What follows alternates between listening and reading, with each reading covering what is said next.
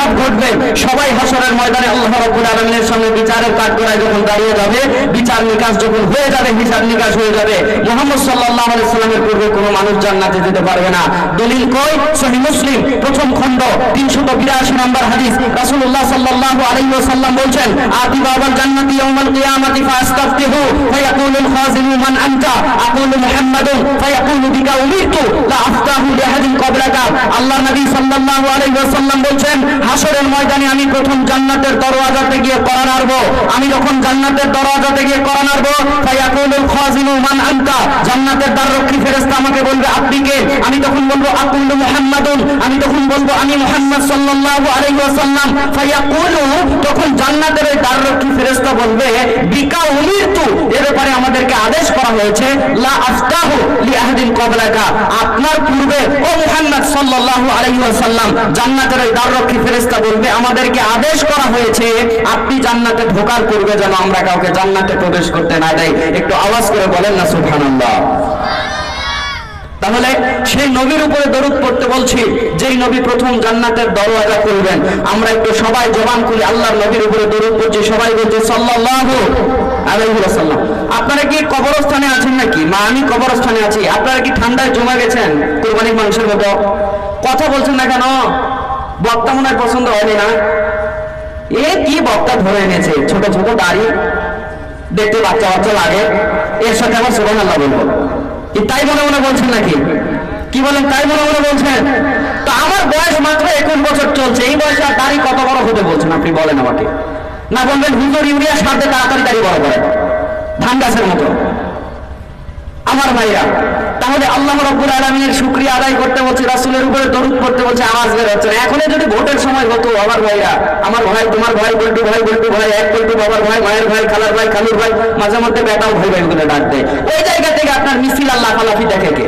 আমার ভাই, আপনার একটা বল্টু ভাই থাকতে পারে, আমার এখানে কোনো আপত্তি নাই, তবে আপনার জেনে রাখা ভালো হবে আল্লাহ নবী সাল্লাল্লাহু আলাইহি ওয়াসাল্লাম বলেছেন, লা ইয়ামিনু আহাদুকুম হাত্তা আকুনা আহাব্বা ইলাইহি মিন ওয়ালিদিহি ওয়া ওয়ালাদিহি ওয়ান নাসি আজমাইন। আল্লাহ নবী বলছে, দুনিয়ার মানুষ তোমরা ততক্ষণ পর্যন্ত ইমানদার হতে পারবে না যতক্ষণ পর্যন্ত তোমার ভাইয়ের চাইতে, যতক্ষণ পর্যন্ত তোমার বোনের চাইতে, যতক্ষণ পৃথিবীর সবার চাইতে তোমরা আল্লাহ নবীকে ভালোবাসতে পারবে না, ততক্ষণ পর্যন্ত তোমরা ইমানের দাবিতে পরিপূর্ণ সত্যবাদী হতে পারবে না। দুনিয়ার যাকে যতই ভালোবাসেন, দুনিয়ার মানুষের নামে যতই আপনি স্লোগান দেন, যার পিছনে আপনি ঘোরাফেরা করেন, আমার সেখানে আপত্তি নাই, তবে তাদের চাইতে যদি আল্লাহ নবীকে আপনি বেশি ভালোবাসতে না পারেন, আপনি ইমানের দাবিতে পরিপূর্ণ দাবি এটা আপনি করতে পারেন না, আপনার ইমান পরিপূর্ণ নয় বলেছেন মুহাম্মদ সাল্লাল্লাহু আলাইহি ওয়াসাল্লাম। যদি নবীর উম্মত হয়ে থাকেন, যদি নবী সাল্লাল্লাহু আলাইহি ওয়াসাল্লামকে প্রকৃতপক্ষে ভালোবেসে থাকেন, জবান খুলে সবাই বলেন সাল্লাল্লাহু আলাইহি ওয়াসাল্লাম। আল্লাহ নবীর উপরে দরুদ পড়লে লাভ আছে না নাই? কি লাভ আছে? খোলেন নাসাই 2 নম্বর খণ্ড 223 নম্বর পৃষ্ঠা, হাদিস নাম্বার 1299। এই হাদিস মিশকাতুল মাসাবি 2 নম্বর খণ্ডের 921 নম্বর হাদিস। রাসূলুল্লাহ সাল্লাল্লাহু আলাইহি ওয়াসাল্লাম বলেন, মান সাল্লা আলাইয়া ওয়াহিদাতান সাল্লাল্লাহু আলাইহি আশরা, যে ব্যক্তি আমার উপরে একবার দরুদ পড়বে, আল্লাহ তার উপরে 10 বার রহমত বর্ষণ করবে। হাদিসের ফজিলত পরের হাদিস আরো বেশি আছে। নাসাই 2 নম্বর খণ্ড 224 নম্বর পৃষ্ঠা, হাদিস নাম্বার 1300। এই হাদিস মিশকাতুল মাসাবি 2 নম্বর খণ্ডের 922 নম্বর হাদিস। আল্লাহ নবী এবার বাড়িয়ে বলছেন যে আমার উপরে একবার দরুদ পড়বে, আল্লাহ তার উপরে 10 বার রহমত বর্ষণ করবেন, আল্লাহ তার 10টি গুনাহ ক্ষমা করে দিবেন, আল্লাহ তার 10টি মর্যাদাকে বাড়িয়ে দিবেন। একটু আওয়াজ করে বলেন না সাল্লাল্লাহু আলাইহি ওয়াসাল্লাম। আমার ভাই, আমার বন্ধুগণ, মালদার মানুষরা আপনারা বলতে পারেন, হুজুর আপনাদেরকে যদি একটু সময় দেওয়া হয় ওয়াজ করার জন্য, আপনাদেরকে যদি একটু সময় দেওয়া হয় তাকরীর করার জন্য, আপনারা উঠে আগে আল্লাহ প্রশংসা করবেন, নবীর উপরে দরুদ পড়বেন, এইটা শেষ না করা পর্যন্ত আপনারা সামনে এগোবেন না। ব্যাপার কি আপনারা সরাসরি কি ওয়াজ শুরু করতে পারেন না? কি বলেন? আমরা সরাসরি ওয়াজ শুরু করতে পারলেও কেন করি না? এর পিছনেও দলিল আছে না নাই? কি দলিল আছে কও? আছে, কই চিল্লায় উঠছো? যেটা জানো না চুপ থাকা লাগবে। দলিলটা কোথায় পাবেন? ইমাম তিরমিজির একটি গ্রন্থ আছে, সুনানুত তিরমিজি, এখানে একটি অধ্যায় আছে অধ্যায়টার নাম হচ্ছে কিতাবুদ দাওয়া, দোয়া সমূহ অধ্যায় নামে একটি অধ্যায় আছে। এই কিতাবটা তিরমিজিতে আপনি খুলবেন, দোয়া সমূহ অধ্যায়ে যাবেন, 3380টা একটি হাদিস পেয়ে যাবেন। রাসূলুল্লাহ সাল্লাল্লাহু আলাইহি ওয়াসাল্লাম বলেন, মা জালাসা কওমুন মাজলিসান লাম ইয়াযকুরুল্লাহ ফীহি ওয়া লাম ইউসাল্লু আলা নাবিয়্যিহিম ইল্লা কানা আলাইহিম দুরাতান ফা ইন শাআ আযযাবাহুম ওয়া ইন শাআ গফারা লাহুম। আল্লাহ নবী বলছে, দুনিয়ার মানুষরা তোমরা যখন একটা জনসমাগমের আয়োজন করবে, দুনিয়ার মানুষরা তোমরা যখন একটা মাহফিলের আয়োজন করবে, দুনিয়ার মানুষরা যখন তোমরা লোকজনকে একত্রিত করবে, করার পরে লাম ইয়াযকুরুল্লাহ ফীহি, ওই বৈঠকের মধ্যে তোমরা আল্লাহকে স্মরণ করবে না, করো না। ওয়া লাম ইউসাল্লু আলা নাবিয়্যিহিম, তোমরা ওই বৈঠকের মধ্যে তোমাদের নবীর উপরেও দরুদ পড়ো নাই। আল্লাহ নবী বলেন, ইল্লা কানা আলাইহিম দুরাতান, এটা তোমাদের জন্য হবে ক্ষতির কারণ। ফা ইন শাআ আসরাহুম ওয়া ইন শাআ গফারা লাহুম, আল্লাহ চাইলে তোমাদের maaf করতে পারে, আল্লাহ চাইলে তোমাদের শাস্তিও দিতে পারে। তাহলে এইরকম বৈঠক কায়েম করে আল্লাহর উপরে আল্লাহ রাব্বুল আলামিনের প্রতি প্রশংসা বাক্য পাঠ করা, রাসূলের উপরে দরুদ করার দরকার আছে না নাই? একটু আওয়াজ করে বলছি আলহামদুলিল্লাহ। আবারও দরুদ পড়ছি সাল্লাল্লাহু আলাইহি ওয়াসাল্লাম। আমার ভাই, আমার বন্ধুগণ, টানে বামের কথা নয় ভাই, আওয়াজটাকে একটু বাজান, আওয়াজটাকে একটু বাজান, কথা টানছে না। মিক্সার লাগিয়েছেন, ডিজিটাল সাউন্ড সিস্টেম লাগিয়েছেন? লাগাননি মনে হয়। ফাঁকা মাইকে দিয়েন না, গলা শেষ হয়ে যাবে। আমার ভাইরা, আমি একটা বিষয়ের উপরে বক্তব্য দেব, আল্লাহ যদি আমাকে তৌফিক দান করেন। বাস, এইবার তো টনটনা হয়েছে, বাস এরকমই থাক। মাইক তো ভালো, আলহামদুলিল্লাহ, বলে সেটিং করে নিয়ে বাস এবার ঠিক আছে, আর মাইকে হাত দেওয়ার দরকার নেই, আলহামদুলিল্লাহ। আমি যে বিষয়ের উপর বক্তব্য দেব সেটা হচ্ছে, আল্লাহ রাব্বুল আলামিন বান্দাকে জাহান্নামে দিতে চান না। আমার ভাইরা, আমি বাংলাদেশের মানুষ, আপনারা মালদা ভারতের মানুষ, আমার কথা কি বুঝতে পারছেন? কথা বোঝা যায়? বোঝা যায়? কে কে বুঝতে পারছেন না হাত তোলেন? কেউই তো তাহলে বুঝতে পারছে না। আমি বলছি, কে কে বুঝতে পারছেন না তারা হাত তোলেন। হায় হায়, মনোযোগ দিয়ে শুনতে হবে, আল্লাহ তৌফিক দান করে বলেন আমিন। ঝোঁকে তুলে বলছে, ঝোঁকে। তাহলে আমি যে বিষয়ের উপরে বক্তব্য দিব সেই বিষয়টা শিরোনাম আমি এইভাবে দিচ্ছি, আল্লাহ বান্দাকে জাহান্নামে দিতে চান না। আল্লাহ বান্দাকে কোথায় দিতে চান না? জাহান্নামে দিতে চান না। ও যুবক ভাইরা, আর কত জাহান্নামের পথে থাকবে? ও মা বোনেরা, আর কত বেপরদা হয়ে চলাফেরা করবে? আর কত গুনার সমুদ্রে তোমরা ডুবে থাকবে? কেন তোমরা তোমাদের রবের দিকে ফিরে আসছো না? তোমাদের রব তোমাদেরকে এত ভালোবাসে, তোমাদের রব তোমাদেরকে জাহান্নামে দিতে চায় না। আমি আমার বিষয়ের বক্তব্য, যে বিষয়ে বক্তব্য দিব তার উপরে আর দুটো কথা বলবো। দুটো কথা না, দুটো না, সময় অল্প, একটাই বলি। সেটা হচ্ছে, রাস্তাতে আমি আসলাম, অনেক ছেলে পেলে চলাফেরা করছে, বিশেষ করে উঠতি বয়সী ছেলেরা, যাদের বয়স 18, 20, 22 এরকম। এরা মাহফিলে কম, রাস্তাতে বেশি। এরা শুধু দোকানে দোকানে ঘুরে বেড়াচ্ছে, কার সঙ্গে একটু গায়ে ধাক্কা লাগানো যায়, ধাক্কা দেবে বুঝকে একটা হাজিরে, দারুণ খুশি। এখানে মাহফিলে আসতে ভালো লাগে, মানে ধাক্কা খেতে আর ধাক্কা দিতে আর ভালো লাগে। কিছু মেয়েরাও আছে এই সিস্টেম, কসমেটিক কিনতে যায় না, ধাক্কা খেতেই গেছে ওখানে। ও মহিলা মানুষ কেন ওই জায়গাতে যাবে ধাক্কা খাওয়ার জন্য? এখানে কত সুন্দর প্যান্ডেল করা হয়েছে, মা বোনদের জন্য বসার আয়োজন করা হয়েছে, ওই ধাক্কাটা কি চলছে ওইদিকে? কেউ তো সিগারেট খাচ্ছে, কেউ চা নাস্তা, আবার কেউ হাতে ফোন নিয়ে ঘন্টার পর ঘন্টা চলাফেরা করছে। যুবক আর যুবতী, শোনো, কথা কান করা করে শোনো, তোমাদেরকে বলি, ইসলামকে মূল্যায়ন করার চেষ্টা করো। ইসলামটা খেলায় খেলায় আসে নাই, ইসলামটা বাতাসে উড়ে আসে নাই, ইসলামটা পানিতে ভেসে আসে নাই। ইসলামটা আনার জন্য অনেক কষ্ট হয়েছে, ইসলামটা আনার জন্য সাহাবায়ে কেরামদের রক্ত ঝরেছে, ইসলামটা আনার জন্য অনেক সাহাবীকে তার সর্বোচ্চ ত্যাগ করতে হয়েছে। সেই ইসলাম আজকে তুমি পেয়ে, সেই ইসলামের ওসিলা করে আজকের এই মাহফিল, সেই মাহফিলের আয়োজন করা হচ্ছে। আর তুমি এই মাহফিলকে কেন্দ্র করে হাত বাজার গরম করছো, আর মাহফিলে আসার তোমার সময় নেই। তোমার লজ্জা হওয়া উচিত ভাই, তুমি ইসলামকে মূল্যায়ন করছো না, তোমার কপালে অপমান আর লাঞ্ছনা আসতেই থাকবে। দেখো ইসলামের জন্য সাহাবীরা কত কষ্ট করেছে। দুই একটা উদাহরণ দিয়ে আমি সামনে চলে যাচ্ছি। আল্লাহ নবী সাল্লাল্লাহু আলাইহি ওয়াসাল্লামের সাহাবী আব্দুল জানাব আল্লামা ইবনুল কাইয়িম আল-জাওযী রাহমাতুল্লাহ আলাইহি জাদুল মাদের মধ্যে ঘটনাটা উল্লেখ করেছেন। আল্লামা ইবনুল কাইয়িম আল-জাওযী জাদুল মাদের মধ্যে ঘটনা উল্লেখ করেছেন। একটা কথা তোমাকে বলি যুবক, শোনো, ইসলামটা কত কষ্ট করে এসেছে। ইসলাম ধর্ম মানার জন্য তোমাকে কতটা বেশি অ্যাক্টিভ হওয়া দরকার। পূর্ববর্তী সাহাবীরা কিরকম অ্যাক্টিভ ছিল, কেমন করে কোনো চলাফেরা করবা, এই ছোট্ট একটা কথা থেকে তুমি বুঝে যাবে। 2 মিনিটে তোমাকে বলে দেই, আল্লাহর নবী যখন মক্কা বিজয় করে দিলেন, আব্দুল উজ্জা নামের একটা ছোট্ট ছেলে, ইসলামকে সে ছোটবেলা থেকে ভালোবাসতো, কিন্তু চাচার আন্ডারে থাকতো, চাচার কাছে থাকতো। ছোটবেলায় বাবা মারা গেছে, মা অন্য জায়গাতে সংসার করছে, অন্য জায়গাতে বিবাহ শাদী বসেছে। আব্দুল উজ্জা চাচার আন্ডারে থাকতো, আর চাচার আন্ডারে তার বাবার যে সম্পদগুলো ছিল চাচা তার আন্ডারে নিয়ে নিয়েছে। আব্দুল উজ্জাকে প্রয়োজন মতো কিছু খরচ করার জন্য আর ব্যয় করার জন্য দিত। আব্দুল উজ্জা চাচার আন্ডারে থাকতো, আর চাচার কাছে থাকতো, আর চাচার কাছে চলাফেরা তার। কিন্তু ইসলাম যে তার ভালো লাগতো, ইসলাম যে তার মজা লাগতো, এই কথা চাচাকে বলার আব্দুল উজ্জার সাহস হতো না। কারণ আল্লাহ নবী সাল্লাল্লাহু আলাইহি ওয়াসাল্লামের ইসলাম ভালো লাগে এই কথা বললে চাচা এই জিনিসটা বরদাস্ত করবে না, চাচা তার সঙ্গে দুরাচরণ করবে। এই জন্য আব্দুল উজ্জা কোনো কথা বলে না। আমার মালদা এলাকার বাপ ভাইজান, আব্দুল উজ্জা মনের মধ্যে ভয় নিয়ে থাকতে থাকতে মক্কা বিজয়ের খবর যখন পেয়ে গেল, তখন আল্লাহর নবী সাল্লাল্লাহু আলাইহি ওয়াসাল্লামের কাছে এসে বলছে, আল্লাহর নবী, আমি আল্লাহ আব্দুল উজ্জার চাচার কাছে এসে বলছে, চাচা আমি ইসলাম করার জন্য আল্লাহ নবীর দরবারে চলে যাব। চাচা বলছে, আব্দুল উজ্জা তোমার যত সম্পদ আছে, তোমার যত গরু ছাগল আছে, তুমি যদি ইসলাম কবুলের জন্য আব্দুল উজ্জা মুহাম্মদের দরবারে যাও, তোমার সমস্ত সম্পদগুলো আমি তোমার কাছ থেকে ছিনিয়ে নেব। আওয়াজ করে বলেন নাউযুবিল্লাহ। আমাদের সমাজেও এরকম অনেক মানুষ আছে, ভাইয়ের সম্পদ হস্তগত করে নেয়, বোনের সম্পদ হস্তগত করে নেয়, ভাই বোনকে তার ন্যায্য হক দেয় না। জোরে বলেন এরকম লোক মাল্লাতে আছে না নাই?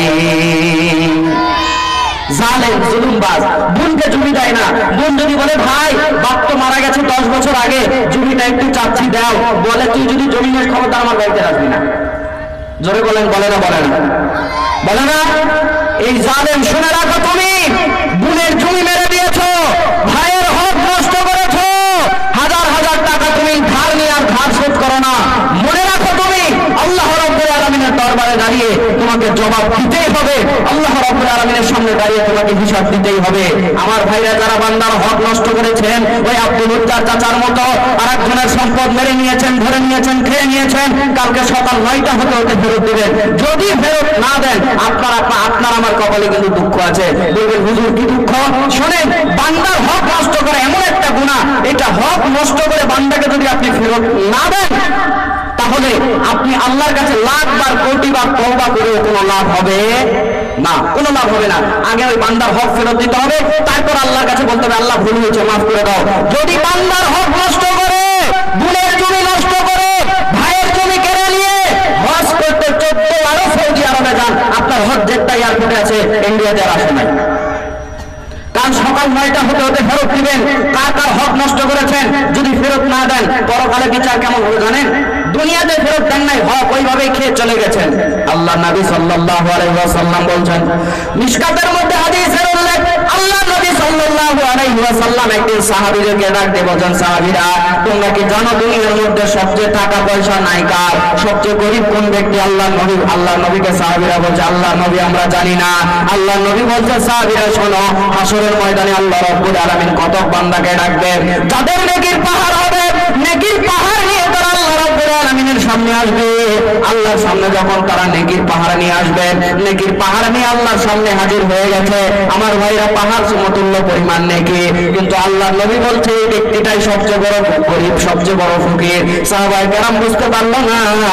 আল্লাহ নবীকে প্রশ্ন করলো, আল্লাহ নবী এই মানুষটার এত নেকি থাকার পর লোকটা কেমন করে ফকির হবে? আল্লাহ নবী বলতে, সাহাবীরা শোনো, এই ব্যক্তি হচ্ছে সেই ব্যক্তি যে দুনিয়ার মধ্যে মানুষের হক নষ্ট করেছিল।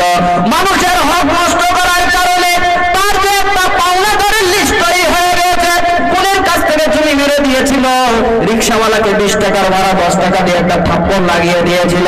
আমার ভাইজান আরেকজনের কাছে, দোকানদারের কাছে 1000 টাকা ধার করে আর ধার দেয় নাই, ধার খেয়ে আর ধার দোকানদারকে দেয় নাই।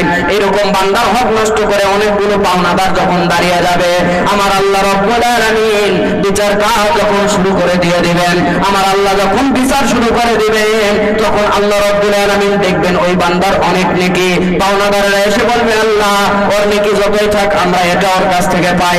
আরেকজন এসে বলবে আল্লাহ এটা আমি পাই। বোন এসে বলবে আল্লাহ জমি পাই, জমি দেয় নাই। আল্লাহ বলে রে বান্দারা আর বান্দিরা, আজকে তোমাদের হিসাব হবে, পাওনাগুলো আমি চুকিয়ে দেব। আল্লাহ নবী বলছেন এইবার আল্লাহ বিচার করা শুরু করে দিবেন। বান্দার হক যারা নষ্ট করেছেন সাবধান হয়ে যান। আল্লাহ রাব্বুল আলামিন এবার বলবেন ও ফেরেশতারা, যে বান্দাটা পাওনা আছে, আজকে তো হাসরের ময়দানে কোনো টাকা নাই, দিনার নাই, দিরহাম নাই, ওই বান্দা তো কিছু পাওয়ার আছে, ওকে আজকে এই নেকির পাহাড়ওয়ালার নেকি থেকে ওকে নেকি দিয়ে দাও। আল্লাহ রাব্বুল আলামিনের পক্ষ থেকে ফয়সালা হয়ে যাবে, ওর নেকিগুলো এর কাঁধের উপরে চাপিয়ে দেওয়া হবে, নেকি কম হয়ে যাবে। এই ব্যক্তির নেকি বেশি হয়ে যাবে, লোক জান্নাতে চলে যাবে, ওর নেকি কমছে। পাওনাদার আছে, পাওনাদার আছে, দিতে দিতে নেকির পাহাড় শেষ হয়ে যাবে। আল্লাহ নবী সাল্লাল্লাহু আলাইহি ওয়াসাল্লাম বলছেন তারপরেও পাওনাদার গুলো একটাও কমবে না। কারণ যেই মানুষগুলো বান্দার হক নষ্ট করে খায়, ও ভ্যানালার কাছ থেকেও খায়, দোকানদারের কাছ থেকেও খায়, বোনের কাছ থেকেও খায়, ভাইয়ের কাছ থেকেও খায়, সুযোগ পেলে আপন বাপেরও পকেট কাটতে ছাড়ে না। আওয়াজ করে বলেন কথা ঠিক কিনা? পাওনাদার অনেক হয়ে গেছে, নেকি তো শেষ হয়ে গেছে। আল্লাহ নবী এবার বলবেন এর গুনাহগুলো যেগুলো রয়েছে, যে লোকটা পাওনাদার, ওর গুনাহগুলো এর ঘাড়ের উপরে চাপিয়ে দেওয়া হবে। নেকির পাহাড় ছিল, নেকিগুলো শেষ, এবার গুনাহগুলো তার ঘাড়ে চাপিয়ে দেওয়া হয়েছে। যেই ব্যক্তি পাওনাদার ছিল, ওর নেকির গুনাহগুলো হালকা হয়ে গেছে, জান্নাতে গেছে। আর পাহাড় পরিমাণ নেকি নিয়ে এসে সব ফুরিয়ে গেছে, গুনাহ বাড়া শুরু হয়ে গেছে। গুনাহ বাড়তে বাড়তে নেকি শেষ, আর গুনাহ বাড়তে বাড়তে এমন পরিমাণে চলে গেছে আল্লাহর পক্ষ থেকে হুকুম হবে একে জাহান্নামের মধ্যে ফেলে দাও। আওয়াজ করে বলেন নাউযুবিল্লাহ। তাহলে যারা বান্দার হক নষ্ট করেছেন, কালকে সকাল 9টার মধ্যে ফেরত দেওয়ার দরকার আছে না নাই? কালকেই ফেরত দিয়ে দিবেন। যদি না দেন হাসরের ময়দানে আপনি আটকে যাবেন। চলেন শোনাচ্ছিলাম, দেখেন ইসলামের জন্য কত কষ্ট করেছে সাহাবীরা। আব্দুল উজ্জা চাচার কাছে যে বলছে, চাচা আপনি যদি আমার সব সম্পদ কেড়ে নেন চাচা, তারপরে আমি ইসলাম কবুল করব, তারপরে আমি ইসলাম কবুলের জন্য যাব। চাচা বলছে আব্দুল উজ্জা তোমার যত সম্পদ ছিল, গরু ছিল আর ছাগল ছিল, সব তোমার কাছ থেকে আমি ছিনিয়ে নিলাম। জোরে কন্যা নাউযুবিল্লাহ। আব্দুল উজ্জা তখন যখন শুনল না আল্লাহর নবী সাল্লাল্লাহু আলাইহি ওয়াসাল্লামের এই সাহাবী, যখন তিনি সাহাবী হন নাই পরে সাহাবী হয়েছিলেন, তখন তিনি বলছেন চাচা তারপরেও গেলাম ইসলাম কবুলের জন্য। এক পর্যায়ে চাচা যখন ঠেকাতে পারে না, চাচা ডাকতে বলছে আব্দুল উজ্জা তুমি যদি মুহাম্মদের ধর্ম কবুল করার জন্য যাও, দিন পরিবর্তন করতে যাও, ইসলাম মানতে যাও, তোমার শরীরের মধ্যে যেই কাপড় আছে ওই কাপড়টাও আমি খুলে নিয়ে তোমাকে এই জায়গা থেকে ছাড়াবো। কারণ তোমার শরীরের মধ্যে যে কাপড়, এটা তুমি তোমার টাকা দিয়ে কেনো নাই, এইটা এই সম্পদের মধ্যে টাকা থেকে কেনা। তখন আব্দুল উজ্জা চাচার দিকে তাকিয়ে বলতো চাচা আপনি আমার শরীরের সব কাপড় চোপড় যদি খুলে নেন, তারপরেও আমি মুহাম্মদের ধর্ম কবুল করব। কারণ মানুষের মৃত্যু কখন আসে এটা বলা যাবে না। আমার মৃত্যু চলে আসলে আর আমি ইসলাম কবুল করতে পারবো না। আব্দুল উজ্জা এই কথা বলে যখন চলে যায়, চাচাকে মৃত্যুর দোহাই দিয়ে জোরে বলে মৃত্যুর কোনো আসার সময় গ্যারান্টি আছে? আছে।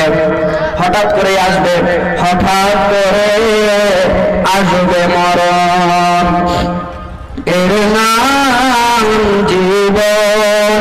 এই কথাটি স্মরণে রাখি আমরা সারা জীবন।